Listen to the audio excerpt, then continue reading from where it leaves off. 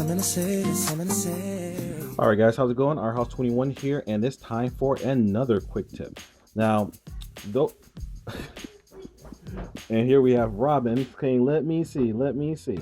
All right, so our House 21 here with another quick tip. So, if you look here, you see this is Scratch, and Scratch is my basher slash vehicle. So you look over here, you can see, you guys have seen this guy before. It's got my nice carbon Kevlar reinforced body.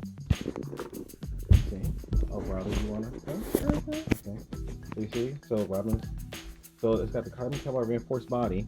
So you guys who look at Dizzy for a long time have seen that Dizzy, I've used an X01 brace here on Dizzy for quite some time. So you can hold this up and you can see this is Dizzy's on Dizzy, but for Scratch, he has scratches. Yes, he has scratches, but Scratch was running without a brace for a long time, and the reason why is because he's scratchy. No, if you look at the carbon Kevlar body here, this piece right here, okay, step back a little bit, Robin, right there. Okay. That piece sticks up, and it actually interfered with the back of the X1 brace.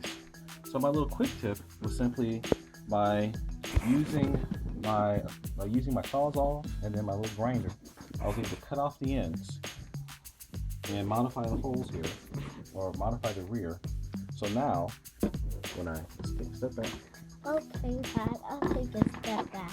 So now, it has enough clearance so that the box actually fits. Oh, Daddy, it says I'm staying put. Thank you for the prayers, brother. Okay. That's you got an email. Thank you. Okay, so now you can see, now that I've trimmed that up, the interference section was right back here. Now I have plenty of room where this little divot was interfering with the back of the brace. Now it works just fine. I can bolt up the chassis brace and everything works great. So why do I need the chassis brace in the first place? Well, our last big bashing session, where we went out with Kyle and Kyle's friend Vince, I don't know what happened. I slammed into something very hard at a very fast rate of speed, and it actually bent the drive shaft. Yourself? Yep, I did it. I think I did it. Maybe You Kyle bumped did. into yourself? No, I hit the car. Scratch ran into something. So I was able to take the drive shaft and bend it back so that it's. But you can look at it right here, and you can see that there's a slight wobble to it. It's not hitting anything like it was before, because it was bouncing into the speed controller and to other parts inside the car. But now it's perfectly fine. Okay, so why do I need a brace in the first place? So for those of you who've driven a Slash, you can see that it's actually a pretty strong platform, but a lot of the other cars, like the popular stadium trucks, have an aluminum chassis. The Traxxas models, they have a plastic chassis. The good thing about the plastic chassis is that it's durable. It bends, it flexes, and it comes back into its original shape.